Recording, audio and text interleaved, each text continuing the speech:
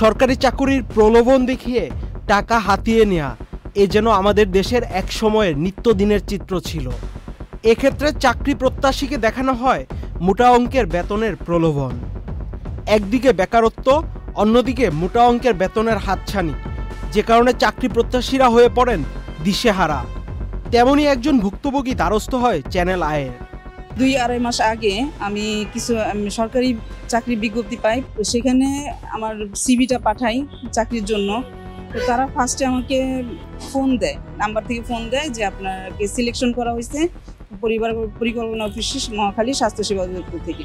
তো আপনি সিলেকশন হয়েছেন অ্যাসিস্ট্যান্ট হেলথ ম্যানেজার হিসাবে।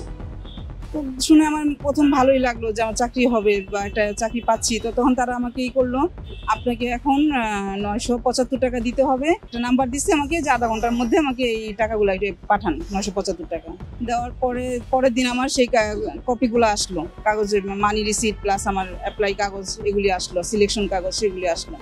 তো আমার একটু বিশ্বাস হইলাম যে আমার মনে হচ্ছে কিছু একটা হচ্ছে।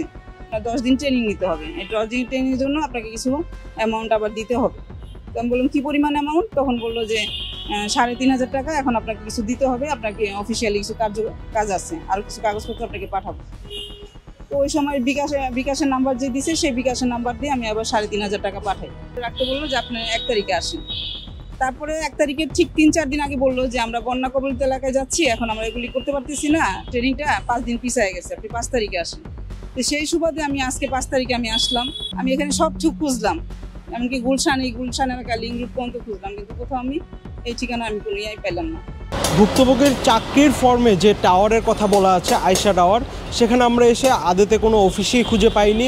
নিয়োগপত্রটিতে পরিবার পরিকল্পনা অধিদপ্তরের নাম থাকায় উক্ত অধিদপ্তরটির প্রধান অফিসে যোগাযোগ করা হলে কথা হয় প্রতিষ্ঠানটির সহকারী পরিচালক চৌধুরী মোর্শেদ আলমের সাথে। যে এখানে আপনি যে ডকুমেন্টগুলো সরবরাহ করেছেন তাতে লেখা আছে পরিবার পরিকল্পনা স্বাস্থ্যসেবা অধিদপ্তর, স্বাস্থ্যসেবা, তারপরে 41-1 B Ayesha tower, road 2, Mohakhali, Dhaka 1212। প্রকৃতপক্ষে এই ঠিকানা এবং এই নামে বাংলাদেশ সরকারের কোনো প্রতিষ্ঠান নেই, এটা 1 নম্বর। আর আমরা যেই মন্ত্রণালয় নিয়ে কাজ করি সেটা হচ্ছে স্বাস্থ্য সেবা এবং পরিবার কল্যাণ মন্ত্রণালয়। তার অধীন 2টি বিভাগ রয়েছে, একটা হচ্ছে স্বাস্থ্যসেবা বিভাগ, একটা হচ্ছে স্বাস্থ্য শিক্ষা এবং পরিবার কল্যাণ বিভাগ। স্বাস্থ্য শিক্ষা এবং পরিবার কল্যাণ বিভাগের অধীনে কয়েকটি অধিদপ্তর রয়েছে, তার মধ্যে পরিবার পরিকল্পনা অধিদপ্তর হচ্ছে অন্যতম। এটা নামই হচ্ছে পরিবার পরিকল্পনা অধিদপ্তর। আমাদের যে সার্কুলারগুলো আমরা দিয়ে থাকি সাধারণত এরকম নিয়োগ বিজ্ঞপ্তি থাকে, গণপ্রজাতন্ত্রী বাংলাদেশ সরকার, পরিবার পরিকল্পনা অধিদপ্তর, 6 কারণ বাজার, ঢাকা 1215, এই ঠিকানা দিয়ে আমাদের সার্কুলারগুলো যায় এবং এরকমভাবে আমাদের নিয়োগ বিজ্ঞপ্তিগুলো প্রকাশিত হয়ে থাকে। হ্যাঁ, এখানে যে নিয়োগ বিজ্ঞপ্তির যে কাগজগুলো দেওয়া হয়েছে, তারপরে অ্যাপয়েন্টমেন্ট লেটার, আবেদন, তারপরে যে প্রশিক্ষণের কাগজ, তারপরে এই ধরনের সার্টিফিকেট দিয়ে সিলেকশন কার্ড দিয়ে প্রদান করা, তারপরে ইংরেজিতে এরকম অ্যাপয়েন্টমেন্ট লেটার তৈরি করা, এগুলো কখনই আমরা করে থাকি না। তো এই কাগজগুলো দেখে আমার যেটা মনে হয়েছে কোনো একটি প্রতারক চক্র হতে পারে, অথবা কোনো একটি প্রতিষ্ঠান যা এই জাস্ট এই সরকারি প্রতিষ্ঠানের নামের আদলে ব্যবহার করে তারা কাজ করে যাচ্ছে। তবে এগুলো প্রকৃতপক্ষে কী, এগুলো সঠিক আছে কিনা, এগুলো আসলে মূল্যায়ন হওয়া দরকার। তবে আমি আপনাকে নিশ্চিত করতে পারি যেটা হচ্ছে আমাদের পরিবার পরিকল্পনা বিভাগের বা আমাদের এই অধিদপ্তরের এই নিয়োগ বিজ্ঞপ্তি না, এই কাগজগুলো আমাদের অধিদপ্তর থেকে সরবরাহ করতে হবে।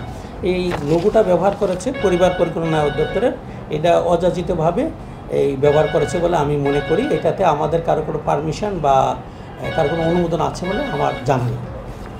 আমি আবারও বলতে চাচ্ছি যে নিয়োগ সংক্রান্ত কাজ পরিচালিত হয়ে থাকে আমাদের সদর দপ্তর, যেটা বলছি আমরা 6 কারণ বাজার, ঢাকা, এই অফিস, আর একটা হচ্ছে কি জেলা পর্যায়ে থেকে, জেলা যে পরিবার পরিকল্পনা অফিস আছে সেগুলো থেকে। আর আমাদেরগুলোর প্রতিটি বিজ্ঞপ্তির পাশে উপরে অবশ্যই লেখা থাকবে গণপ্রজাতন্ত্রী বাংলাদেশ সরকার। তো আমার মনে হয় শীতকালে সকলকে সচেতন হবেন এবং সকলেই প্রতারণার হাত থেকে পরিত্রাণ পাবেন, সে আশাবাদ আমি ব্যক্ত করছি। এছাড়াও তিনি আরও বলেন, এ ধরনের বেনামি প্রতারণামূলক প্রতিষ্ঠানের বিরুদ্ধে যথাযথ আইনানুগ ব্যবস্থা নেওয়া হবে এবং একই সাথে সকলকে সজাগ দৃষ্টি রাখার আহ্বান জানান। আহমেদ শাফি, চ্যানেল আই।